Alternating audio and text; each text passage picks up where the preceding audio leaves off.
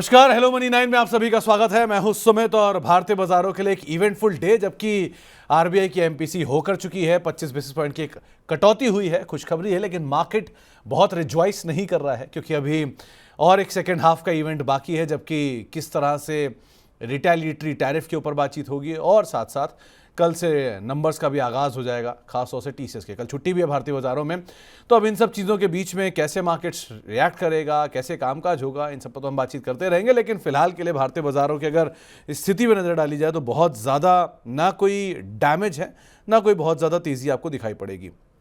Index front पे करीब करीब निफ्टी 123 अंक नीचे कामकाज कर रहा है, 0.5% बिकवाली है। सेंसेक्स 365 अंक नीचे कामकाज कर रहा है। निफ्टी बैंक जो कि 3/4% के आसपास की बिकवाली यहां पर दिखा रहा है। मिड कैप इंडेक्स 0.5% नीचे है। स्मॉल कैप इंडेक्स भी करीब करीब 3/4% नीचे है। एडवांस डिक्लाइन के लिहाज से देखा जाए तो करीब 720 शेयर इस समय कामकाज कर रहे हैं तेजी में और 1750 शेयर इस समय कामकाज कर रहे हैं मंदी में, यानी कि हर एक शेयर की तेजी के सामने 2 शेयर या 3 शेयर कह लिए जो कि बिकवाली के साथ कामकाज करते हुए दिखाई पड़ रहे हैं। आज खरीदारी एफएमसीजी में, ऑटो में और आज बिकवाली है आईटी में, पीएसयू बैंक में, मेटल में, जहां पे सबसे ज्यादा दबाव आज के सत्र के अंदर बनता हुआ दिखाई पड़ रहा है। आज बातचीत करने के लिए हमारे साथ जैन साहब मौजूद हैं वाराणसी से। उनसे हम बातचीत करेंगे मार्केट्स को लेकर। जैन साहब, गर्मी बढ़ रही है, वाराणसी में भी गर्मी बढ़ रही है, बाजार में भी थोड़ी ठंडक आएगी क्या? सर, बाजार मेरे हिसाब से तेजी में रहेगा। मैं सुबह से इंतजार कर रहा था निफ्टी वीवैप के ऊपर आके टिके और निफ्टी वीवैप के ऊपर आके टिकने लगी है, तो यहाँ से मैं एक्सपेक्ट कर रहा हूँ कि अगर टिकी रहती है और आधा घंटा 40 मिनट तो फिर तेजी डेवलप हो जाएगी। हम प्रोबेबली जो गैप डाउन खुले हैं उसको फिल कर देंगे और मे बी उससे थोड़ा सा ऊपर भी टिक जाए, बट गैप फिल होते हुए तो दिख रहा है। बैंक निफ्टी में दिक्कत है, वीकली और डेली वीवैप के बीच में सैंडविच है। या तो ऊपर में ब्रेकआउट दे 50 या 250 का स्पॉट तो डेली के ऊपर आना स्टार्ट करे, या फिर ब्रेक डाउन दे, जिसकी उम्मीद मुझे कम है 50,000 की, तो प्रीवियस डे लो और वीकली वीवैप टूटेगा, तो इसकी उम्मीद मेरे को कम है। मैं अपसाइड ज्यादा एक्सपेक्ट कर रहा हूँ। ऑलरेडी सुबह से 2 बार बाई कॉल दे चुके हैं, प्रॉफिट बुक करा चुके हैं, थर्ड टाइम बाई इनिशिएट करने के मूड में है, तो हम यहाँ से तेजी प्ले कर रहे हैं। तो जैन साहब, अगर तेजी प्ले कर रहे हो, बैंक में थोड़ी दिक्कत है, तो सपोर्ट कहां से आएगा? क्या रिलायंस, क्या IT make short covering? Sir, Reliance जैसा आपने बात किया, सुबह से पॉजिटिव ही चल रहा है, तो उसमें थोड़ी सी चाल आ सकती है। अगेंस्ट स्टैंडर्ड डिस्क्लेमर मेरे पास है रिलायंस, बट मैं एक्सपेक्ट कर रहा हूँ कि बैंक में तेजी से पलटना चाहिए। आईसीआईसीआई बैंक और एचडीएफसी बैंक ये सपोर्ट में आने चाहिए, तो इन दो बैंक्स के सारे मैं बैंक में एक्सपेक्ट कर रहा हूँ। आईटी में थोड़ा सा पुल बैक में एक्सपेक्ट कर रहा हूँ, क्योंकि मेजर सपोर्ट जोन पे आके हम ऑलरेडी 42,000 से 31,000 तक करेक्ट हो चुके हैं, जो हम ऑलरेडी डिस्कस कर रहे थे, तो वहां से अब एक बढ़िया बाउंस बैक की उम्मीद रहेगी। आईटी आप एज एन इंडेक्स देखेंगे, गैप डाउन खुला है लेकिन कोई इंक्रीमेंटल सेलिंग नहीं आई है। जैसे डे हाई निकलेगा यहाँ भी शॉर्ट कवरिंग आ जाएगी, तो इसलिए इंक्रीमेंटल सेलिंग जो सेक्टर गैप डाउन खुले हैं उनमें नहीं आई है, जो ऊपर खुले हैं उनमें गेन्स होल्ड हो रहे हैं। तो अगर या तो गेन्स होल्ड हो रहे हैं वो थोड़े एक्सटेंड हो तो मार्केट चल जाएगा, या जो नीचे खुले हैं वो डे हाई क्रॉस करेंगे तो शॉर्ट कवरिंग में चल जाएंगे। तो इसलिए इंक्रीमेंटल सेलिंग मिसिंग है, तो हम अपसाइड प्ले कर रहे हैं। तो अपसाइड की पॉसिबिलिटी है, और अपसाइड की पॉसिबिलिटी आ सकती है रिलायंस की तरफ से, अपसाइड की पॉसिबिलिटी आ सकती है आईटी की तरफ से, और selective banks ICICI, HDFC bank, जिनको आप अदरवाइज नजर रख सकते हैं। क्लियर कट थॉट कि आप बाजार में अब यहां से तेजी लेकर जाएंगे। अब आगे बढ़ते हैं और जरा आज के टॉप गेनर लूजर भी आपकी स्क्रीन पर आ जाएंगे। किस तरह से आज बाजार में सपोर्ट आ रहा है मिड कैप का, लार्ज कैप का। तो निफ्टी में खरीदारी आपको दिखाई पड़ेगी नेस्ले में, हीरो मोटोकॉर्प में, एचयूएल में, टाइटन में। यानी एफएमसीजी सो फार आउट परफॉर्म कर रहा है। आज गिरने वाले स्पेस में आईटी है, प्रेशर में है विप्रो, ट्रेंट, इन्फोसिस, टेक महिंद्रा। 4 में से 3 नाम आपको सिर्फ आईटी के ही दिखाई पड़ेंगे। मिड कैप साइड पर जहां आज खरीदारी देखने को मिल रही है उसमें कुछ नाम आ रहे हैं कोलगेट के, मैक्स हेल्थकेयर के, मैरिको के, एचपीसीएल के, जहां पर एफएमसीजी में अगेन बाइंग हो रही है। इसके अलावा आज मिड कैप के टूटने वाले शेयरों में बायोकॉन, फिनिक्स, मुथूट फाइनेंस और औरबिंदो फार्मा, यहां पर कुछ हद तक बिकवाली देखने को मिल रही है। इसके अलावा स्मॉल कैप साइड पर अगर आप खरीदारी देखेंगे तो डॉक्टर लाल पैथ लैब, आईटीआई, यहां पर थोड़ी बाइंग है। गॉडफ्रे फिलिप्स और नारायण हृदयालय नए अपने हाई पे नारायण हृदयालय कामकाज कर रहा है। और इसके अलावा टूटने वाले शेयरों की अगर बात की जाए तो प्रेशर है अंबर एंटरप्राइजेज में, बीएलएस इंटरनेशनल ने, वेल्सपन इन्वेस्टमेंट में और अनंतराज में, जहां पर बिकवाली आपको देखने को मिल रही है। तो ये कुछ ऐसे नाम जहां पर इधर खरीदारी या बिकवाली है। तो जैन साहब, इनमें से एक नाम देखिए टाइटन का, ये लगातार दूसरे दिन आउट परफॉर्म कर रहा है। क्या नियर टर्म बॉटम हुआ या अभी वापस वापस रिवर्स करेगा? अच्छा, मेरे हिसाब से मीडियम या लॉन्ग टर्म बॉटम भी हो चुका है, बॉक्स के लो के आसपास से गैप से तोड़ा था, गैप से रिक्लेम किया है 3045 को, 2873 आ जाता तो एक और अच्छी अपॉर्चुनिटी मिल जाती खरीदने की, बट नॉनदलेस जो लो बना है 2915 का वो भी अच्छा बना है, गैप के साथ टूटा था, गैप के साथ रिक्लेम हुआ है, और जो जिस दिन टूटा था उस दिन कैंडल भी बुलिश थी। अब फॉलो थ्रू मूव आ रहा है, मिडवे आपको एक रेजिस्टेंस मिलेगा 3220 पे जिसका ब्रेकआउट लेता है, तो फिर अगला रेजिस्टेंस 3322 और 3600 के आसपास मिलेगा। बट ओवरऑल आप देखिए बॉक्स लो का फील्ड ब्रेकडाउन है, तो बॉक्स हाई यानी ऑल टाइम हाई का ही टारगेट बनता है। अगर किसी को एक डेढ़ साल का समय देना है तो ऑल टाइम हाई के लिए प्ले करना चाहिए। तो आप एक अच्छी तेजी की उम्मीद लगा सकते हैं नियर टर्म में, एटलीस्ट टाइटन के अंदर। चलिए अब सवाल जवाब का सिलसिला शुरू करते हैं और बातचीत करते हैं दर्शकों सवालों पर। अगर आपका भी कोई सवाल है, आप भी इस कार्यक्रम का हिस्सा बनना चाह रहे हैं और आप भी जैन साहब से किसी भी शेयर को लेकर उनकी राय जानना चाह रहे हैं, तो आप हिस्सा बन सकते हैं 9311121874। ये हमारा व्हाट्सएप नंबर है। आप ईमेल कर सकते हैं money9query@tv9.com पर, और साथ ही साथ आप हमारे साथ जुड़ सकते हैं फेसबुक और यूट्यूब के जरिए भी, जहां पर अगले 1 से 1.5 घंटे तक हम लाइव रहने वाले हैं, और वहां पर भी आप हमारे साथ जुड़िए और बातचीत करिए। अब पहला सवाल ले लेते हैं। सबसे पहले तो एनएमडीसी के ऊपर एक सवाल आया है मुकेश कुंवर साहब का। पहले तो आपके बहुत बड़े प्रशंसक भी हैं, शॉर्ट टर्म के लिए एनएमडीसी में खरीदारी करके चलने की राय मांग रहे हैं। अगर खरीदारी करते हैं शॉर्ट टर्म में तो कहां टारगेट, कहां स्टॉप लॉस? सर एनएमडीसी, ये तो हाँ एनएमडीसी में बॉक्स का लो स्वीप हुआ है और उसी लो को वापस आज स्वीप किया है, तो 59.65 मेजर सपोर्ट बन के उभरा है। इसके स्टॉप लॉस से अगर बाई करते हैं तो गैप फिलिंग 64.5 तक का टारगेट मिलेगा, और उसके बाद अगर 67 रुपीज निकल जाता है तो वापस जो 80 रुपए का टारगेट हम डिस्कस कर रहे थे वो वापस इन लाइन आ जाएगा। तो फिलहाल के लिए 6450 तक के लिए प्ले कर सकते हैं। 6450 से 67 की रेंज एक बार वॉच करेंगे, अगर निकलती है तो बहुत बेहतरीन हो जाएगा स्टॉक। मेरी एक्सपेक्टेशन है कि ये निकलेगा। तो एक्सपेक्टेशन है कि शायद यहाँ पर तेज़ी आते हुए दिखाई पड़ सकती है। सो आपको अगर इन केस जाना चाह रहे हैं तो आप यहाँ पर एक बार को लॉन्ग साइड पर जा सकते हैं। इसके अलावा एक सवाल सुनीता पांडे जी का आया है। इनके पास वारी एनर्जी के शेयर हैं, करीब 2100 रुपये पे इन्होंने शेयर ले रखे हैं। अब इन्हें क्या करना चाहिए? तो पारी एनर्जी में लगभग जब से आईपीओ आया है और क्लाइमेटिक मूव आई थी तब से हम सेल दे रहे थे। टारगेट हमारा लगभग 1800 करीब का था, 1863 का परसों लो बना है। अब यहाँ से एक बार के लिए लग रहा है डाउनसाइड कंप्लीट हो गई है, पुल बैक में 2300-2400 रुपए तक आ सकता है। बट मैं इसमें बहुत कोई बायर या अप ट्रेंड या अप मूव का समर्थक नहीं हूँ, डाउन मूव ज्यादा दिख रही है। एक्सटेंडेड है इसलिए पुल बैक 2300-2400 तक आ सकती है, फिर वहां पे रिव्यू करेंगे। ओके, तो आपको एक 2300-2400 तक का व्यू ज़रूर मिल सकता है, लेकिन रिव्यू गोइंग फॉरवर्ड आपको करने की ज़रूरत है। एमजे व्लॉग साहब का एक सवाल आया है, टाटा मोटर्स में फ्रेश बाय करने की इच्छा रख रहे हैं, क्या इन्हें बाय करना चाहिए इस दाम पर? अगर करना चाहिए तो कहाँ स्टॉप लॉस रखें? और दूसरा लेमन ट्री होटल, यहाँ पर क्या कर सकते हैं? अच्छा, परसों का लो था 535, यही अब हर तरह की लॉन्ग का स्टॉप लॉस यही बनेगा। ऊपर में पहले पुल बैक का टारगेट 659 का होना चाहिए, 659 निकलता है तो फिर एक्सटेंडेड टारगेट 771 मिलेगा, बट हाई प्रोबेबिलिटी टारगेट 659 तक का मिलना चाहिए। टाटा मोटर्स में डीपली ओवरसोल्ड है, यहाँ से अच्छा बाउंस बैक बनेगा।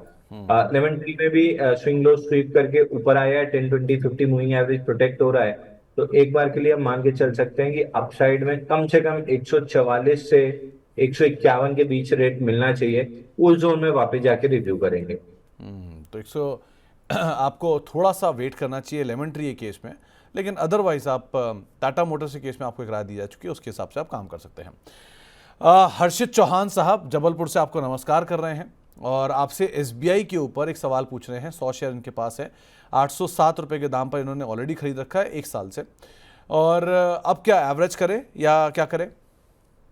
एवरेज कर लेना चाहिए सर, एवरेज करते हैं तो 874 का भाव इनको आराम से मिल जाएगा, करंट मार्केट प्राइस से बिल्कुल एवरेज करके चलना चाहिए। तो एवरेज कर सकते हैं हर्षित जी, और आप बने रह सकते हैं। लक्ष्मी नारायण मिश्रा साहब थोड़े गुस्से में भी हैं और उनका सवाल है सीईएससी के ऊपर। 146 रुपये के दाम पर उनकी खरीदारी है, क्या करना चाहिए जैन साहब? सर गुस्से में अगर कोई गलती हो गई हो तो इनसे क्षमा आप भी और हम दोनों मांग लेते हैं। नहीं नहीं जैन साहब, देखो अब होता क्या है कि इतने सारे सवाल हैं, आपकी इतनी लंबी फैन फॉलोइंग है, हम कितनों को संभालें, कितनों को समेटें। कुछ ही लोगों को हम भी पकड़ सकते हैं, जितने ज़्यादा से ज़्यादा लोगों को पकड़ पाते हैं। अब जो छूट जाते हैं उनसे माफ़ी मांगते ही रहते हैं रोज़ बरोज़। लेकिन ठीक है, अब क्या करें, है ही हम तो जिम्मेदार इसके लिए हमेशा से। सही बात। अच्छा देखिए, सीएससी में 32 दिन का कपनल पैटर्न ब्रेकआउट आया था, उसी को परसों रीटेस्ट किया है। तो यहाँ से एक हाई प्रोबेबिलिटी टारगेट खुलता है करीब करीब 180 रुपए तक का, अगर खरीदना है। क्योंकि बाइंग स्ट्रक्चर अच्छा दिख रहा है, अगर खरीदना है। यूजुअली 100 शेयर खरीदते हैं आप तो फिर 15 या 20, मतलब no more than 20% of your capital जानी चाहिए, क्योंकि सबसे पहले ये मिड कैप में फॉल करता है, जिसकी वजह से मेरा थोड़ा कॉन्फिडेंस कम है, क्योंकि ओवरऑल मिड कैप का भी माहौल अच्छा नहीं है। बट इंडिविजुअली चार्ट में स्ट्रेंथ है तो 20-25% की कैपिटल का रिस्क लेके, मतलब यूजुअल क्वांटिटी का 25% ट्रेड कर सकते हैं। व्यू लगाइए 170 और 180 की रेंज का। 170 आने पे अपने स्टॉप लॉसेस टाइट करते जाइएगा, 180 तक पूरी प्रॉफिट बुक कर लीजिएगा। 170 180 तक के व्यू के साथ आप बने रह सकते हैं। और सर माफ़ी इस बात के लिए भी कि हम आपके सवाल नहीं ले पाते हैं, क्योंकि सवाल इतने आते हैं जैन साहब के, और उनसे हम बातचीत करते करते कुछ लोग छूट भी जाते हैं, तो उसके लिए माफ़ी हम फिर से चाहेंगे। एम्बर एंटरप्राइजेस अनीश सिंह साहब के पास है, और इन्होंने जो खरीदारी कर रखी है इसमें वो करीब करीब 6003 के दाम पर है। अब ये क्या करें? स्टॉक बहुत अच्छा नहीं लग रहा है सर। ऊपर में रिजेक्शन जिस आपका कल का मिला है, ये साइडवेज ज्यादा जाते हुए दिख रहा है। एक रेंज बन जाएगी 7275 ऊपर में और 5647 नीचे में। तो फिलहाल lower end of the range 5647 test करते हुए दिख रहा है। बट अगर ये रेंज प्रोटेक्ट होती है तो 5600 पे एवरेज करके ऊपर 7200 पे निकल सकते हैं। बट अगर रेंज का ब्रेकडाउन आता है तो फिर हम रिव्यू करेंगे। तो फिलहाल 5650 5600 की रेंज आती हुई दिख रही है, वहां पे रिव्यू करेंगे कि ब्रेकडाउन आ रहा है या रिवर्सल आ रहा है। तो ब्रेकडाउन आ रहा है कि रिवर्सल आ रहा है? अरे जैन साहब, एक बार टीसीएस देखना, अभी बातचीत बातचीत में डे हाई के आसपास आ गया, और कल नंबर्स भी हैं। नंबर्स क्योंकि मार्केट आवर के बाद अगर कल भी आते हैं तो भी रिएक्शन तो आपको परसों ही मिलेगा। सो जो भी प्रीएम्प्ट होना है स्टॉक में वो आज ही होगा। तो आप इसे कैसे रीड कर रहे हो? तो देखिए, आईटीएम 2 महीने से मना करते आ रहे थे कि नहीं खरीदना है। 31,000 का इंडेक्स आ गया है, यहाँ से स्ट्रेंथ भी प्रूव हुई है, तो बाउंस बैक दिख रहा है। अगेन गिरते हुए मैंने मना किया था कि इंफोसिस टीसीएस छोड़ के आप कुछ भी शॉर्ट कर सकते हैं।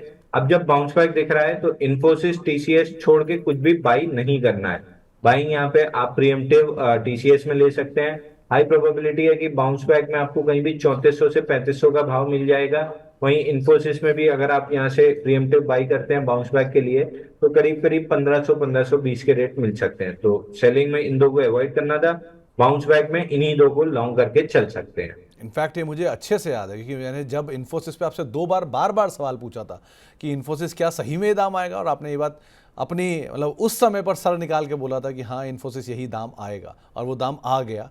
और अब इन्फोसिस में पुल बैक भी सबसे पहले आपको जैन साहब बता रहे हैं। तो यार अगर आप टीसीएस और इन्फोसिस की लॉन्ग साइड की स्टोरी खेलना चाह रहे हैं तो जैन साहब पे इतना तो भरोसा कर सकते हैं।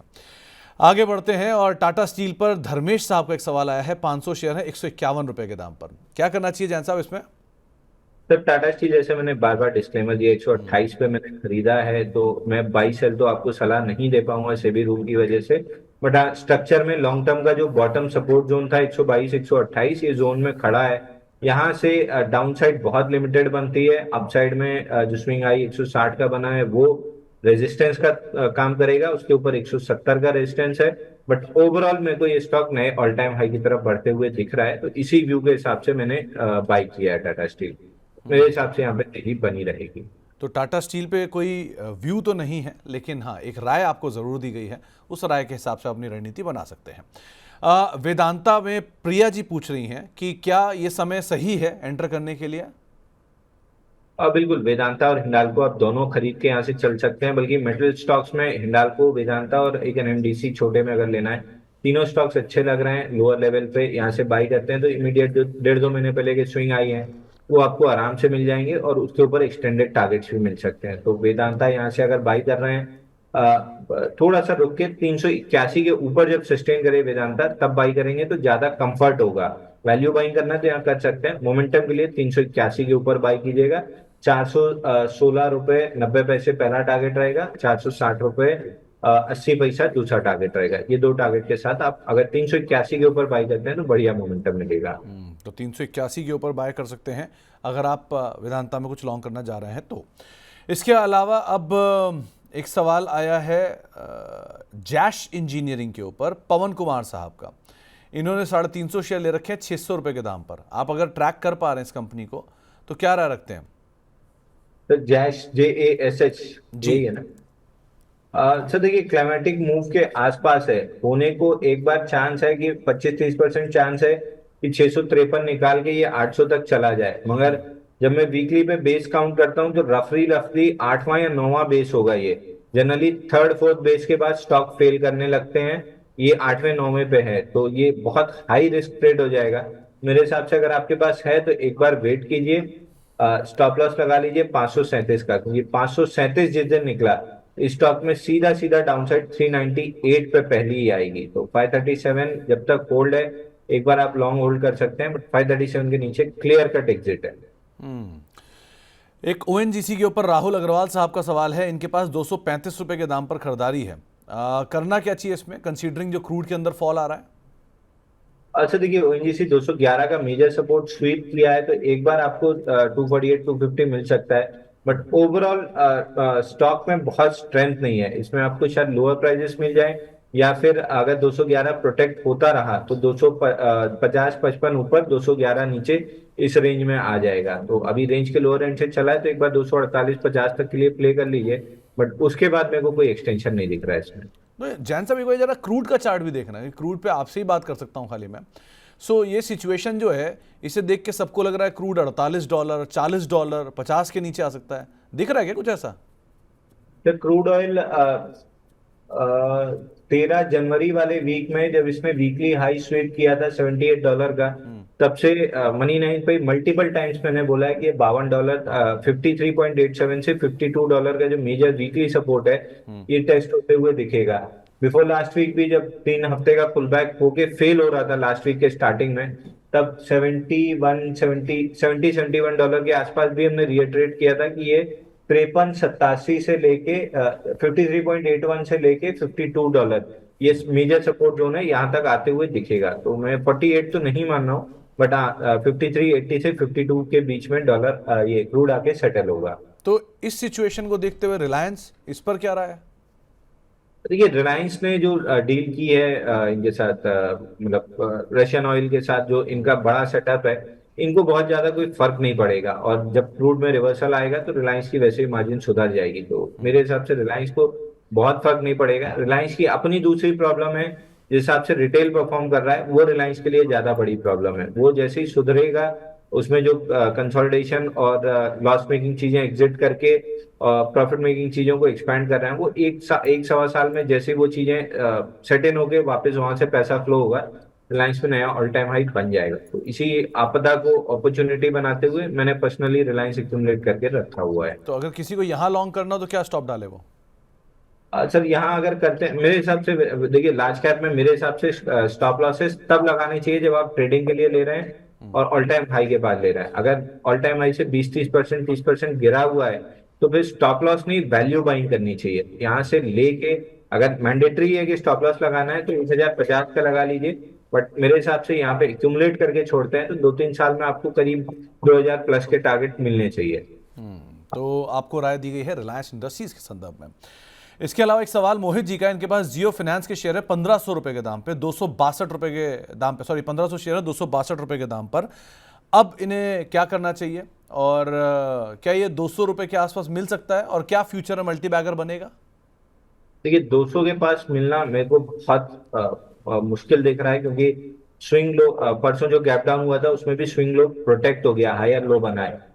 अब जिस भी दिन ये स्टॉक 232 233 के ऊपर निकलेगा, एकदम तेजी से मोमेंटम 262 और 298 की तरफ आएगा। अगर आपके पास है तो होल्ड कीजिए, जिसके बाद नहीं है 232 का अलर्ट लगाइए। 232 निकलने पे फिर फटाफट लॉन्ग करना है 262 और 298 के लिए।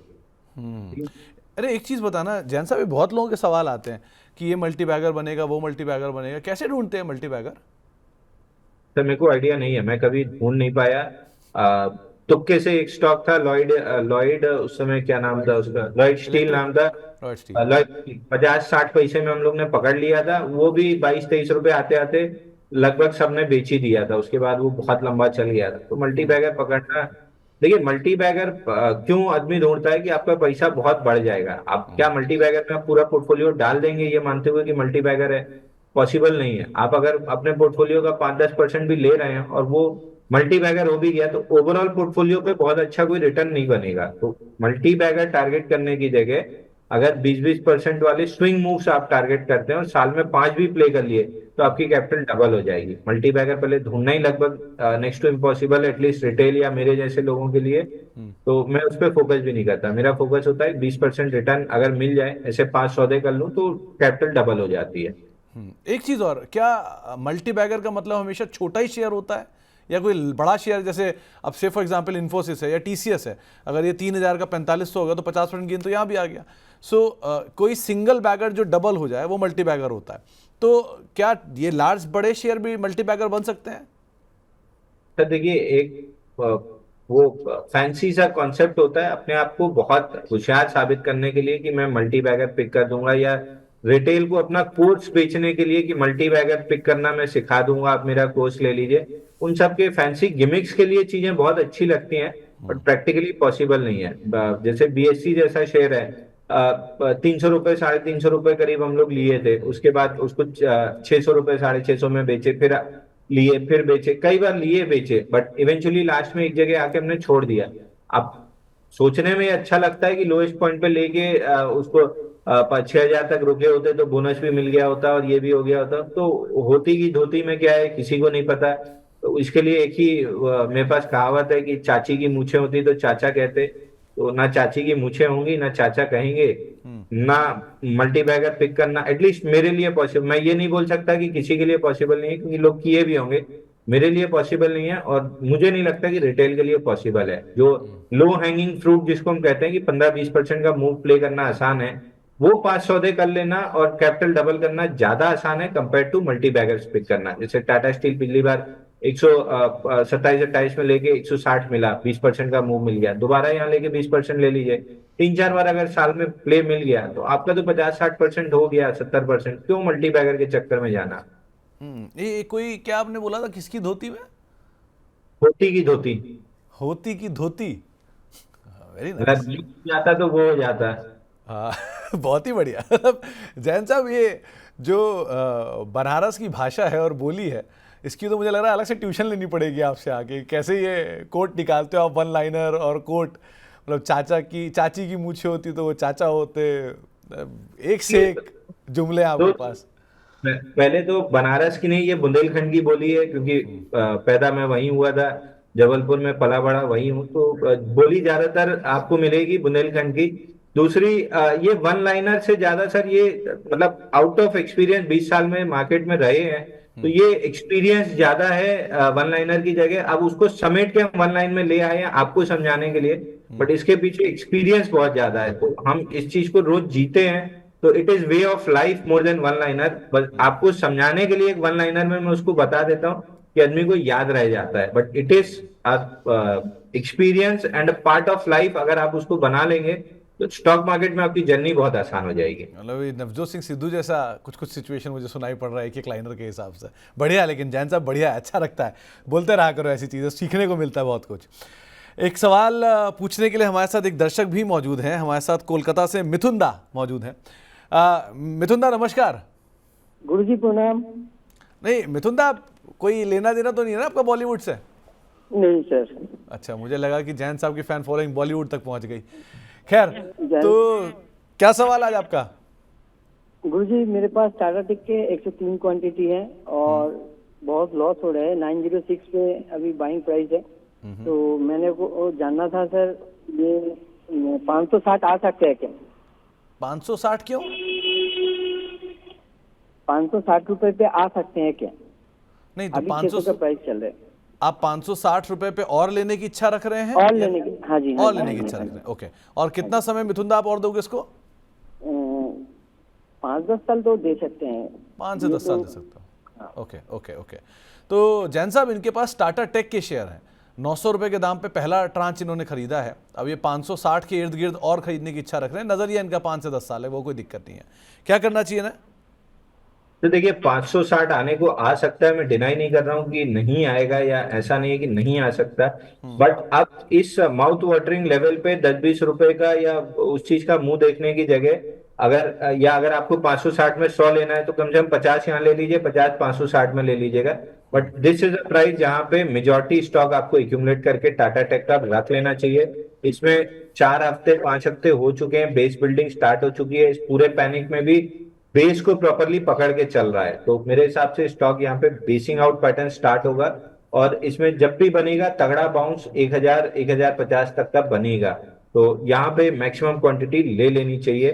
थोड़ा बहुत पैसा रखिए कि अगर पैनिक में नीचे मिल गया तो अच्छा है, वो पैनिक वाले भाव होंगे, बट लेने वाले भाव यहाँ पे ले लेना चाहिए। तो अगर आपको खरीदना है तो आप खरीद सकते हैं, और अगर आपको एक्यूमुलेट करना है तो आप एक्यूमुलेट भी कर सकते हैं। पूरी तरह से नहीं, लेकिन पार्शियली एटलीस्ट आप यहाँ पर एंट्री कर लीजिए, ज़्यादा बेहतर है। एक सवाल आया है जो जमुना ऑटो को लेके ओमकार साहब का, इनके पास 100 शेयर हैं और 105 रुपए के भाव से ले रखे हैं। 2 से 3 साल तक का नजरिया रख सकते हैं, करना क्या चाहिए ना? सर देखिए, जमुना ऑटो मेरे को बहुत अच्छे से याद है, जब ये फेल्ड ब्रेकआउट और बाइंग क्लाइमेक्स दोनों बना था 139 के आसपास, वहां से हम 68.5 की बात कर रहे थे। अब ये लेवल्स टेस्ट हो चुके हैं और वहीं पे डबल बॉटम बन रहा है। तो एक 50 डे मूविंग एवरेज और 20 पीरियड मूविंग एवरेज वीकली पे दोनों तक बाउंस बैक रूल आउट नहीं कर सकता हूँ। पहला है 79 पे, दूसरा है 86 पे। तो 86 तक बाउंस बैक आ सकता है, एक बार एवरेज कर लीजिए। 86 के आसपास पूरी तरीके से एग्जिट कर लीजिएगा, और जो यहाँ पे एवरेज कर रहे हैं उसका stop loss 68 rupees closing basis पे होगा। बट एवरेज करके 86 के पास एग्जिट करने की कोशिश कीजिए। ओके, तो एवरेज करके 86 के आसपास कहीं आप एग्जिट करने की कोशिश करिएगा, वो ज़्यादा बेटर है। एक सवाल आया है RBZ ज्वेलर्स के ऊपर, 147 के दाम पर खरीदारी कर रखी है, अब इन्हें क्या करना चाहिए? सुषमा जी का सवाल है।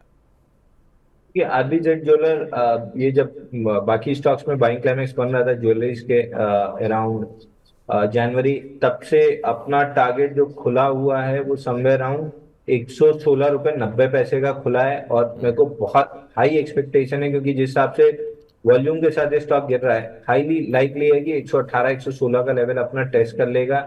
और अगर वो टूटता है तो IPO लो 96 ये टारगेट भी आ सकता है। स्टॉक स्ट्रक्चरली वीक है। जब ये फील्ड ब्रेकआउट 226 रुपए में बनाया था, तब से हम डिस्कस कर रहे हैं कि स्टॉक से निकल जाना चाहिए, और बाकी जेम्स एंड ज्वेलरी स्टॉक से भी एग्जिट कर लेना चाहिए अपार्ट फ्रॉम टाइटन। तो टाइटन को छोड़ के बाकी सारे जेम्स एंड ज्वेलरी स्टॉक से आप निकल जाएं, वो ज़्यादा बेटर रहेगा। एजिस लॉजिस्टिक्स उमेश सैनी साहब के पास है 960 रुपए के दाम पर, लॉस में फिलहाल ये है, करना क्या चाहिए ना? एजिस लॉजिस्टिक,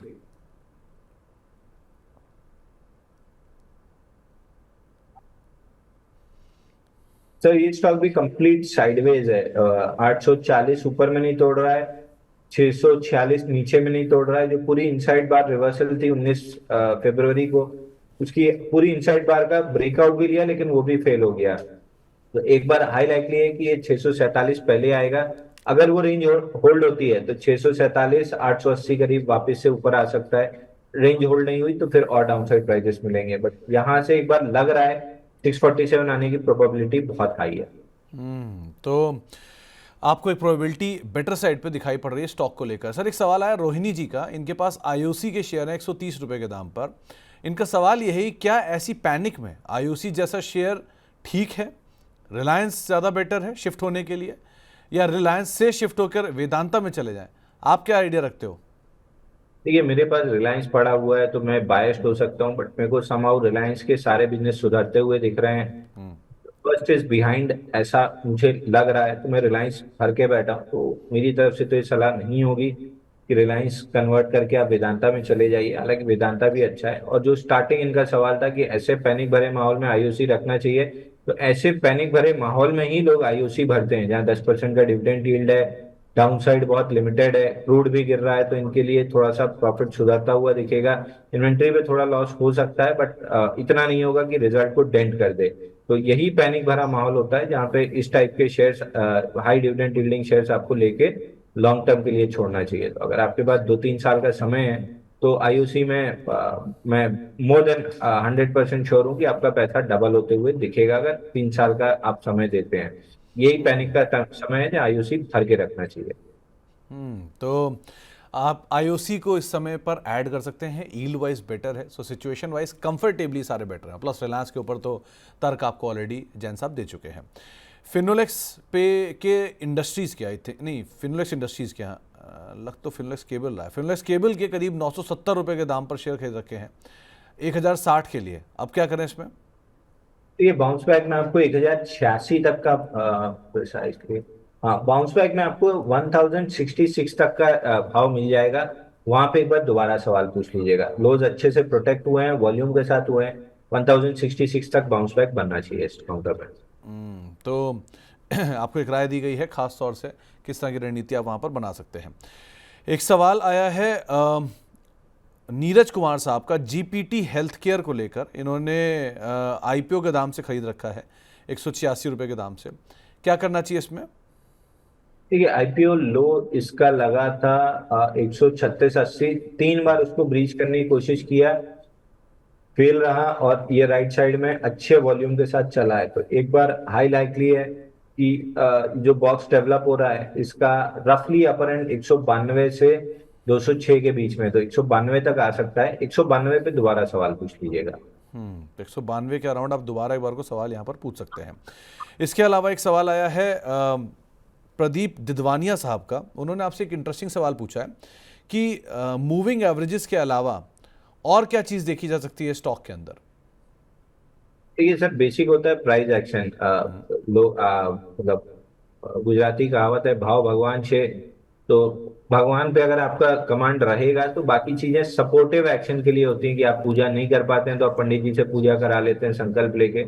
लेकिन पंडित जी के भरोसे बैठ जाएंगे तो भगवान छूट जाएंगे। तो प्राइस एक्शन पे पूरा फोकस होना चाहिए। Swing high swing low, short term high low, intermediate high low, इन पे आपका कमांड है तो फिर मूविंग एवरेजेस वगैरह आपके हल्के से हेल्प के लिए होती हैं, बट उनके बेस पे ट्रेड नहीं किया जाता है। बेसिक ट्रेडिंग आपकी प्राइस एक्शन पे होनी चाहिए। ओके मयंक सिंह साहब पूछ रहे हैं कि टीटागढ़ रेल 400 शेयर हैं 1120 रुपए के दाम पर, क्या इसमें और एवरेज करना चाहिए? सर एवरेज अगर करना भी है तो एटलीस्ट 780 निकलने दीजिए, तब थोड़ी स्ट्रेंथ प्रूव होगी, तब 994 तक के टारगेट मिल सकते हैं। तो टीटागढ़ में मेरे को डाउन साइड बहुत ज्यादा नहीं दिख रही है, बट अपसाइड तभी बनेगी जब 780 781 के ऊपर टिकेगा। एक सवाल आया है ओमैक्स लिमिटेड को लेकर, ये होल्ड किया जा सकता है या नहीं इस भाव पर? मेरे हिसाब से तो नहीं करना चाहिए सर यहाँ पे, लेकिन चूंकि मंथली पे 4 डाउन मंथ है तो एक पुल बैक 95 तक दे सकता है, बट इस पुल बैक में आपको एग्जिट कर लेना चाहिए। लॉन्ग टर्म स्ट्रक्चरली वीक है और रिसेशन की जो बातें चल रही हैं में सबसे ज्यादा रियल एस्टेट और यही वाले इंफ्रा वाले काउंटर पिटते हैं। पुल बैक मिलेगा, पुल बैक में एग्जिट कीजिए। अबरार शेख साहब के पास अशोका बिल्डकॉन है, ये कहां पर एवरेज कर सकते हैं, कहां पर सेल कर सकते हैं? देखिए 163 जिस हिसाब से प्रोटेक्ट हो रहा है, एक बाउंस बैक 240 तक बननी चाहिए। तो कहीं भी 170 160 की रेंज में मिलता है तो एवरेज कर सकते हैं। क्लोजिंग बेसिस पे 159 का स्टॉप लॉस लेके हर तरह की एवरेज का स्टॉप लॉस 159 क्लोजिंग बेसिस, और अपसाइड में 240 तक का पुल बैक। वहां पे या तो बुक कर लें या दोबारा सवाल पूछ लें। तो आपको एक कुछ स्टॉक्स के ऊपर बातचीत की गई है। एक अनंत राज के शेयर हैं यहाँ पर। अंशुल सर आपसे ही सवाल था इनका, 200 शेयर है 550 रुपए के दाम पर, अभी पूछ रहे हैं इसमें से इन्हें बचाइए, आप क्या करेंगे? देखिए सर यहाँ से 500 तक का पुल बैक आ सकता है। अगर 500 निकला तो पुल बैक एक्सटेंड करेगा, तो 500 तक के लिए होल्ड कीजिए, वहां पे दोबारा सवाल पूछ लीजिएगा। प्रयागराज से अवधेश कुमार साहब पूछ रहे हैं कि चंबल फर्टिलाइजर है इनके पास 540 रुपए के दाम पर, अब इसमें क्या करना चाहिए? हाल फिलहाल में चला बढ़िया है, नया साल के हाई बना रहा है, अभी क्या करें? देखिए चंबल जब से 540 का ब्रेकआउट दिया है वो भी 10वें अटेम्प्ट के बाद, यहाँ से 625 का टारगेट पकड़ रहे थे, 625 आया, वहां से कंसोलिडेट कर रहा है, तो एक लाइकलीहुड है कि 675 और 700 इस रेंज को टेस्ट कर सकता है। तो एक बार के लिए होल्ड करना चाहिए स्टॉक को। अब यहाँ से फ्रेश जो स्टॉप लॉस बनेगा 605 रुपए क्लोजिंग बेसिस पे बनेगा। तो ये 605 के नीचे अगर क्लोज करता है तो प्रॉफिट बुक करके एग्जिट कर लीजिएगा, या फिर एक्सटेंड हो रहा है तो 675 पे दोबारा पूछिएगा। तो 605 675 इन दोनों को आप ध्यान रखिएगा, इसके हिसाब से काम कीजिएगा। इसके अलावा एक सवाल आया है अमर राजा में इन्वेस्टमेंट को लेकर, क्या यहाँ पर इन्वेस्टमेंट बनता है? आप क्या राय रखते हो? मेरे हिसाब से नहीं बनता सर। बाइंग क्लाइमेक्स जब 1700 पे हुआ था, वहां से 1010 और 762 दो मेरे टारगेट थे। 1010 के नीचे हम कंटिन्यूसली सस्टेन कर रहे हैं। 832 का लो बना है। इस स्टॉक को अगर ऊपर जाना भी है तो कम से कम 2 साल का बेस बनाना पड़ेगा, जिस हिसाब से ऊपर से टूटा है। तो अभी तो मेरी लिस्ट में कहीं से इन्वेस्टमेंट या ट्रेडिंग दोनों की लिस्ट में नहीं है काउंटर। एक सवाल सुरेश लता जी ने पूछा है, हेमलता जी ने माफ़ कीजिएगा, पूछा है कि इंडिगो में क्या इन लेवल्स पर निवेश किया जा सकता है? जैन साहब, ये टेक्निकली तो अपने ऑल टाइम हाई पर है और साथ साथ दुनिया की सबसे वैल्यूएबल कंपनी बन गया है मार्केट कैप के लिहाज से। तो ये नियर टर्म टॉप है या नियर टर्म ब्रेकआउट है? सर फिलहाल तो ब्रेकआउट लग रहा है। जब तक ब्रेकआउट फेल ना हो तब तक ये मान के चलना, प्रीएम्प्ट नहीं करना चाहिए। ब्रेकआउट फेल होने का वेट करना चाहिए। बट अब ये सवाल आता है, क्या मैं यहाँ पे बायर रहूंगा? क्योंकि ब्रेकआउट तो है, क्या इस ब्रेकआउट का मैं बायर रहूंगा? तो मैं ब्रेकआउट का बायर इसलिए नहीं होऊंगा क्योंकि अगर आप फ्लैट लाइन ड्रॉ करेंगे 5035 पे ब्रेकआउट है, लेकिन जब वीकली पे आके आप ट्रायंगल का ब्रेकआउट देखेंगे तो ये 4550 पे आया था जब हम मनी नाइन पे डिस्कस कर रहे थे कि 4550 पे ब्रेकआउट है, करीब करीब 5200 जा सकता है। अब 5200 आ चुका है, तो एक पैटर्न का टारगेट कंप्लीट हुआ है और कंप्लीट होते होते दूसरे पैटर्न का ब्रेकआउट दिया है। तो यहाँ पे बहुत हद तक चांस होते हैं कि प्रॉफिट बुकिंग वाले रीसेंट ब्रेकआउट को फेल करा दें। तो मैं यहाँ पे बायर नहीं रहूंगा। अगर ये पैटर्न सस्टेन होता है, ये ब्रेकआउट सस्टेन होता है, तो काउंटर में 5700 तक की अपसाइड मिल सकती है। I would happily miss the bus, क्योंकि रिस्क रिवॉर्ड के लिहाज से रिस्क ज्यादा है, रिवॉर्ड कम है। क्योंकि अगर ब्रेकआउट फेल हुआ 4950 के आसपास, तो फिर सीधा सीधा पहले ही लेग में काउंटर में ट्रायंगल का लो 4006 नहीं सॉरी 3780 है। 3780 ट्रायंगल का लो है। यही टारगेट खुलेगा ब्रेकआउट फेल होने पे। और आप पिछले जुलाई से देख रहे हैं कि जब ब्रेकआउट फेल होते हैं 40-50% काउंटर को गिरने में कोई तकलीफ नहीं होती। लार्ज कैप काउंटर भी 33% गिर जाते हैं। तो ये ना समझे कि 5200 चल रहा है, 3700 बहुत दूर है, लगभग इम्पॉसिबल टारगेट है। एलएनटी में देखा, टाइटन में देखा, सब में बॉक्स के लो आए हैं। तो ये गलती मत कीजिएगा कि नहीं आ सकता है मान के उसको ले लें। मेरे हिसाब से अवॉइड कर देना इस ब्रेकआउट को ज्यादा बेटर है। पैसा बचा लेंगे। Money saved is money earn in stock market. तो यहाँ पैसा बचा लेना ज्यादा बेहतर रहेगा। बट केवल टेक्निकल कमेंट्री, 5035 का ब्रेकआउट है, 5700 जा सकता है, 4950 का आपका स्टॉप लॉस बनेगा। मैं इस ब्रेकआउट को नहीं प्ले करूंगा। चलिए, ये पूछना ज़रूरी था, ऑल टाइम हाई पर कितना रिस्की है इंडिगो, इस पे बात करना ज़रूरी भी था। अब बातचीत करने के लिए हमारे साथ एक और दर्शक मौजूद हैं। हमारे साथ गुरुग्राम से चर्चा करने के लिए आज अजय जी मौजूद हैं। अजय जी नमस्कार। नमस्कार सर। नमस्कार अजय जी, क्या सवाल है आपका? तो मेरे पास SW सोलर के शेयर हैं 300, किस भाव जो पे? 560 पे खरीदे थे। ओके, और ये लगातार वहां से नीचे आया तो आपने बेचा भी नहीं, आपने फर्दर ऐड भी नहीं किया, राइट? नहीं सर, ऐड नहीं किया एक्चुअली। तो मतलब 560 पे खरीद के 400 पे थोड़े से ऐड किए थे, लेकिन फिर और गिरने लगा तो फिर मैं डिसीजन ले नहीं पाया। ओके ओके ओके, तो तो मैं क्या होल्ड करना? कर सकता हूँ 1.5 साल के लिए। एक से 1.5 जल्दी साल नहीं है। तो जैन साहब क्या किया जाए? इनके पास SW solar, Sterling and Wilson solar के शेयर हैं, 300 शेयर हैं 560 के दाम पर, और काफ़ी टूटा भी है शेयर। अभी क्या करें इसमें? तो देखिए, इसमें क्लाइमेटिक मूव आई थी और इसी क्लाइमेटिक मूव ने इसमें अपने आईपीओ का जो बेस ब्रेकआउट आया था उसको फेल किया था 733 पे। 733 से मुझे याद है कि जब ये ब्रेकआउट फेल कर रहा था तब से 3 टारगेट हम डिस्कस कर रहे थे, 460, 253 और 183.50। अब जो लो बन चुका है 224 का, तो लगभग तीनों टारगेट हो चुके हैं। अपसाइड नहीं दिखती है, डाउन साइड भी अब यहाँ से बहुत लिमिटेड हो जाएगी। रेंज बनाने की कोशिश कर रहा है 287 ऊपर में और करीब करीब 224 नीचे में। तो रेंज के लोअर एंड से चला है, 287 290 तक आ सकता है। वहां पे एक बार दोबारा सवाल पूछ लीजिएगा, रिव्यू कर लेंगे। तो अभी आप फिलहाल के लिए तो आपको एक राय दी गई है, आप उसके हिसाब से अपनी रणनीति बनाइएगा, लेकिन एक बड़ा डाउनफॉल ऑलरेडी स्टॉक दिखा भी चुका है, तो उसको भी आप कंसीडर करके चलिएगा। इसके अलावा अब एक सवाल आया है नरूटो साहब का। इनके पास उज्जीवन स्मॉल फाइनेंस बैंक के शेयर हैं 38 रुपये के दाम पर, टेक्समैको रेल है 129 रुपये के दाम पे, और PFC है 545 के दाम पे। क्या किया जाए इनमें? जीवन, टेक्स रेल और लास्ट वाला कौन सा था सर? PFC, power finance. देखिए पीएफसी से शुरू करते हैं। सपोर्ट 391 के आसपास फ्लर्ट कर रहा है। इवेंचुअली या तो 390 के नीचे डिसाइसिवली क्लोज थे तो 248 का टारगेट खुलेगा। आई वुड सजेस्ट कि अगर एग्जिट कर सकते हैं तो ज्यादा बेटर है। मेरे को इवेंचुअली ये काउंटर ब्रेकडाउन करते हुए दिख रहा है, तो मैं इस पे बहुत ज्यादा बुलिश नहीं हूँ। इस अगला काउंटर है इनका टेक्स रेल। टेक्समैको। एक रेंज बन रही है 159 ऊपर में, 110 नीचे में। बहुत लंबे समय इस रेंज में ट्रेड कर सकता है अगर ब्रेकडाउन ना दे तो। और टेक्समैको रेल लगभग 280 रुपए से हम 159 और 110 की बात कर रहे थे। लास्ट काउंटर इनका है उज्जीवन स्मॉल फाइनेंस बैंक। 31 का लेवल हमने जो डिस्कस किया था वहां से बाउंस बैक कर रहा है। Upper end of the bounce back अटक सकता है 41 पे, तो 41 तक जा रहा है। 41 के ऊपर ब्रेकआउट अगर सस्टेन किया डबल बॉटम का तो फिर पूरे फॉल का 50% 47 पे आता है, वहां तक आ सकता है। तो 41 42 की रेंज में दोबारा पूछ सकते हैं। नहीं, जैन साहब ने शुरू में एक वर्ड यूज किया था, पीएफसी में फ्लर्ट कर रहा है। कौन फ्लर्ट कर रहा है? सपोर्ट के साथ पीएफसी फ्लर्ट कर रहा है सर। फ्लर्ट मतलब गुलाब दे रहा है उसे? गुलाब दे रहा है सर, गुलाब दे के चॉकलेट दे रहा है, उसके बाद एक झापड़ मारेगा कायदे से। नहीं, ये टर्मिनोलॉजी बढ़िया लगती है, इसलिए बात करना जरूरी भी था। खैर, एक सवाल रीना परमार जी का आया। इनके पास अदानी ग्रीन के शेयर हैं 890 रुपए के दाम पर। क्या करना चाहिए इन्हें?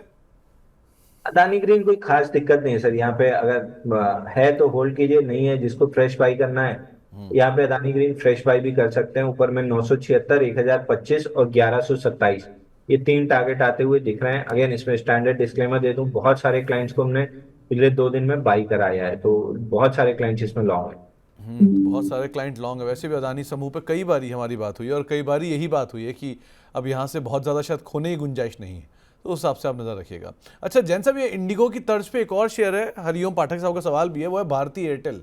ये भी अपनी उसी ट्रेजेक्ट्री को मेंटेन करे हुए जैसे ये चल रहा था। यहाँ क्या करना चाहिए? सर मैं स्टॉक का नाम मिस करिए। भारती एयरटेल। भारती एयरटेल। भारती एयरटेल ठीक लग रहा है सर। पूरी गिरावट को ठीक ठाक प्रोटेक्ट किया है, बट प्रॉब्लम ये है कि जो ब्रेकआउट पॉइंट है उसके आसपास इतना स्ट्रगल कर रहा है 1733 के आसपास कि इसमें लॉन्ग ट्रैप बनने की पॉसिबिलिटी बन रही है। अब लॉन्ग ट्रैप कंफर्म कब होगा? जब 1658 तोड़ेगा। तो फिर वही बात है कि यहाँ पे रिस्क लेना चाहिए या नहीं लेना चाहिए। तो मेरा जवाब रहेगा कि रिस्क नहीं लेना चाहिए। उसकी वजह ये है कि आपको बहुत अच्छे beat and down counters box low के आसपास मिल रहे हैं, तो बॉक्स हाई ब्रेकआउट प्ले करना वैसे भी लार्ज कैप में अच्छा नहीं होता है, तो मैं इसको अवॉइड करके चलूंगा। बट समहाउ अगर 1760 के ऊपर सस्टेन कर लेता है तो 2000 तक के टारगेट खुल जाएंगे।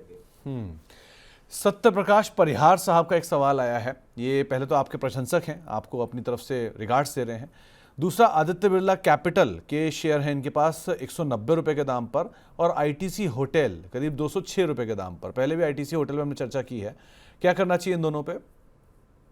AB capital, ITC hotel.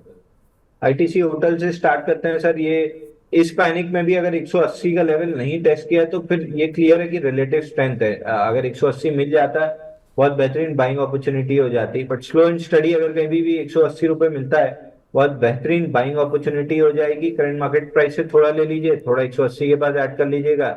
Eventually counter 225 रुपए निकालेगा।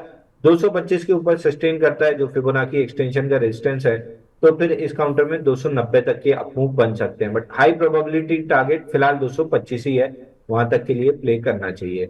दूसरा, एबी कैपिटल। अगर आप शॉर्ट टर्म ट्रेडर हैं तो एक बार 202 रुपए जाता हुआ दिख रहा है, जिस हिसाब से 2 दिन का प्राइस एक्शन है वापस से 202 रुपए की अपने टारगेट बना सकता है। अगर आप इन्वेस्टर हैं तो यहाँ पे एक्यूमुलेट करके छोड़ दीजिए। बहुत हाई लाइकली है कि 1-1.5 साल 2 साल में ये काउंटर आपका नया ऑल टाइम हाई बना देगा। तो इन्वेस्टर या ट्रेडर क्या है उस हिसाब से अपना टारगेट लगा लीजिए।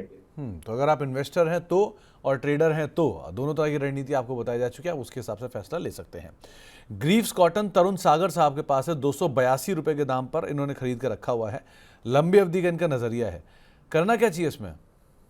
तो इसमें जब डबल टॉप का फेलियर आया था तो टारगेट इसमें डाउन साइड खुला था 154 का। अब जो 2 दिन का 3 दिन का प्राइस एक्शन दिख रहा है 168 रुपए का लो बना है, आज का प्राइस एक्शन वीक है, ये प्राइस एक्शन ये दिखा रहा है कि 154 रुपए ये जाएगा।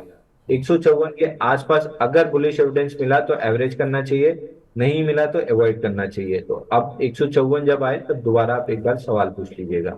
ओके, तो 154 के करीब जब आए तब आप एक बार को दोबारा सवाल पूछ सकते हैं।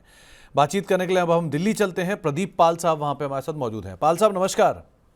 सर नमस्कार सर। नमस्कार पाल कैसे सर साहब। आप? बहुत बढ़िया पाल साहब, हम तो बहुत अच्छे हैं। सर, आप बताइए अंशुल क्या सर हालचाल को भी आपका? मेरा नमस्कार।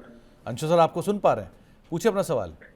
सर मेरा सवाल टाटा स्टील पे है। मेरे पास 200 शेयर है 150 के रेट पे सर, और ओके। मेरे को 6-7 महीने हो गए खरीदे हुए और लॉन्ग टर्म का व्यू है सर। ओके, आप क्या और खरीदारी कर सकते हैं? सर अभी तो कोई ऐसा मोटिव नहीं है, और अनदर शेयर देख रहा हूँ सर खरीदारी के लिए। अदर शेयर क्यों देख रहे हो पाल साहब? सर एक्चुअली क्या है सर, मैंने जो बड़ी कंपनियां हैं उनमें काफी पैसे लगा रखे हैं, और अब मैं थोड़ा सा स्मॉल कंपनी में भी पैसे लगाना चाहता हूँ। तो आपके पास नंबर ऑफ शेयर्स कितने हैं पोर्टफोलियो में? नंबर ऑफ शेयर अप्रोक्सीमेट मेरे पास अभी 15 शेयर होंगे, 15 कंपनीज के शेयर होंगे मिनिमम। ठीक है, तो अगर आप और नए शेयर खरीदेंगे तो कितने तक लेके जाएंगे इस नंबर को? सर नंबर को लेकर जाऊंगा सर मैं अप्रोक्सीमेट, आप ये समझ लीजिए max to max 30 company. 30 company? तो सर सेंसेक्स का ETF ही ले लेते हैं। सर ETF मेरे पास HDFC का है सर। अच्छा, चलिए खैर जैन साहब, सॉरी, क्या करना चाहिए जैन साहब इन्हें, क्योंकि इनके पास टाटा स्टील के शेयर हैं करीब करीब 200 शेयर 150 रुपए के दाम पे। ये और इच्छा नहीं रखते हैं इसमें खरीदारी करने की, लेकिन ये और कोई और शेयर खरीदेंगे स्मॉल कैप का। आप क्या राय रखते हो टाटा स्टील में अभी? सर टाटा स्टील जैसा शो के शुरुआत में मैंने कहा कि यहाँ पे मेरे पास 128 का मैंने खुद ही खरीदा है, तो 22 की सलाह तो अब सेबी रूल की वजह से नहीं दे पाऊंगा। बट मेरे हिसाब से टाटा स्टील अभी बहुत डिस्काउंटेड प्राइजेस पे है, तो टाटा स्टील यहाँ लेके छोड़ना चाहिए। बट अगर आपको कुछ और लेना है तो फिर गेल अच्छा लग रहा है, यूसी HPCL BPCL ठीक लग रहा है, अदानी ग्रीन अभी जैसा हमने डिस्कस किया वो भी ठीक लग रहा है, तो इनमें से कोई भी शेयर ले सकते हैं। बट जो एक चीज इनकी बात से मैं इनको मना करूंगा कि इनने कहा है कि छोटी कंपनी में पैसा लगाना है। पिछले जुलाई से जो माहौल खराब हुआ है मिड कैप स्मॉल कैप का, ये अभी ऐसा लगता नहीं है कि दिवाली तक सुधरेगा। तो मिड कैप स्मॉल कैप से आप बिल्कुल दूर रहिए। अगर मिड कैप स्मॉल कैप ही लेना है तो फिलहाल कैश में बैठे रहिए, FD कर दीजिए। जब नवंबर दिसंबर आते आते जब माहौल पलटता हुआ दिखेगा तब भले पैसे को निकाल के मिड कैप स्मॉल कैप चलते हुए घोड़े पे लगा दीजिएगा। बट फिलहाल मिड कैप स्मॉल कैप अगले 4-6 महीने तो और नहीं दिख रहा है। तो अगले 4 से 6 महीने तक शायद मिड कैप स्मॉल कैप और ना चले, तो आप उधर साइड पे अभी थोड़ा दूर रहिए। लेकिन टाटा स्टील चाहें तो आप लॉन्ग कर सकते हैं, गेल ज़्यादा बेटर है, उसको आप लॉन्ग कर सकते हैं। टाटा मोटर्स, अशोक देवनाथ साहब का सवाल है, क्या 845 हो जाएगा आने वाले समय में? इन्होंने 842 पे खरीदारी की है। तो एक और इंटरेस्टिंग बात यहाँ पर उठती है कि 842 पे खरीदा हुआ शेयर ये 845 का वेट कर रहे हैं, यानी 3 रुपये गेन की बात कर रहे हैं, वो भी शायद दलाली की कॉस्ट होगी इनकी। तो क्या वो दाम में देखेंगे? सर देखिए, अगर 3 ही रुपए प्रॉफिट चाहिए था तो 300 रुपए लॉस के लिए वेट नहीं करना चाहिए था। ये इस रिस्क रिवॉर्ड से तो आप कभी पैसा कमा ही नहीं पाएंगे। तो यहाँ पे टाटा मोटर्स एवरेज कर लीजिए, 659 और 771, ये दो भाव में प्रोबेबली आप प्रॉफिट में आ जाएंगे। तो एवरेज करना चाहिए यहाँ पे। नहीं तो जैन साहब एक बात बताओ, जब तेजी थी तब सबको लग रहा था कि हम 20% 30% क्या ही गेन है, 100% जब तक नहीं मिलेगा मजा नहीं आएगा। और अब मंदी आ गई तो सबको लग रहा है कॉस्ट भी निकल जाए, बड़ी बात है, हम बाजार को जयराम जी कर देंगे जैसी हमारी कॉस्ट आ जाएगी। तो ये क्या आप सुनते रहते हो क्या इस तरह की चीजें? सर ये तो वो साइकिल है ना जो पिछले 20 साल से हम देख ही रहे हैं और अगले 20 साल तक भी देखते ही रहेंगे। तब हम चले जाएंगे, हमारे बाद जो बैठेंगे कुर्सी पे वो भी ये साइकिल देखेंगे, क्योंकि रिटेल की साइकोलॉजी यही होती है। चलते हुए मार्केट में कुछ भी ले लेना, जब तक बढ़ रहा है, सब बढ़ रहा है, तब तक मिल जाता है। गिरना स्टार्ट होता है तो काटते नहीं है, तब फिर ट्रेडर से लॉन्ग टर्म इन्वेस्टर बन जाते हैं। मतलब मेरे पास रोज ही ऐसे कॉल आते हैं कि लॉन्ग टर्म के लिए शेयर बताइए, लॉन्ग टर्म के लिए बता दिया, 10 रुपए गिरा नहीं कि बेच के निकल जाते हैं, दूसरा ले लेते हैं। अरे जब लॉन्ग टर्म के लिए लिया है तो थोड़ा सा कुशन तो नीचे का रखेंगे एवरेज करने के लिए, या अगर नहीं भी एवरेज करना है तो बॉटम कौन पकड़ पाया है? आप लोअर एंड के आसपास लेते हो, थोड़ा 19-20 नीचे ऊपर होता है, उसके बाद फिर अपने अप ट्रेंड में आ जाता है। तो साइकोलॉजी जब तक आपकी खुद अपने आप से जब तक आप झूठ बोलते रहेंगे तब तक शेयर बाजार से आप पैसा नहीं कमा सकते। आप बोलते इन्वेस्टर हैं, करते आप ट्रेडिंग है, साइकोलॉजी आपकी ट्रेडर की है। तो आप मुझसे या एनालिस्ट से या जिससे आप सलाह ले रहे हैं उससे झूठ नहीं बोल रहे हैं, आप अपने आप से झूठ बोल रहे हैं। जब तक ये झूठ आप अपने आप से, फूलिंग योरसेल्फ, इंग्लिश में एक टर्म है फूलिंग योरसेल्फ, जब तक आप अपने आप को मूर्ख बना रहे हैं, दुनिया को जरूरत नहीं है आपको मूर्ख बनाने की। तो पहले अपना व्यू विजन क्लियर कर लीजिए, मैं ट्रेडिंग के लिए ले रहा हूँ कि इन्वेस्टिंग के लिए ले रहा हूँ। अगर इन्वेस्टिंग के लिए ले रहे हैं तो 10-5% गिरावट में आपको फर्क नहीं पड़ना चाहिए, और अपसाइड भी जब तक 30-40-50% ना ले लें तब तक बेचने का कोई आपको लालच होना नहीं चाहिए, क्योंकि 18-20% के लिए अगर प्ले कर रहे हैं तो बेटर है कि एसआईपी कर लीजिए mid cap small cap fund में। 18% फंड मैनेजर निकाल के दे देगा, फिर इतनी मेहनत आप क्यों कर रहे हैं?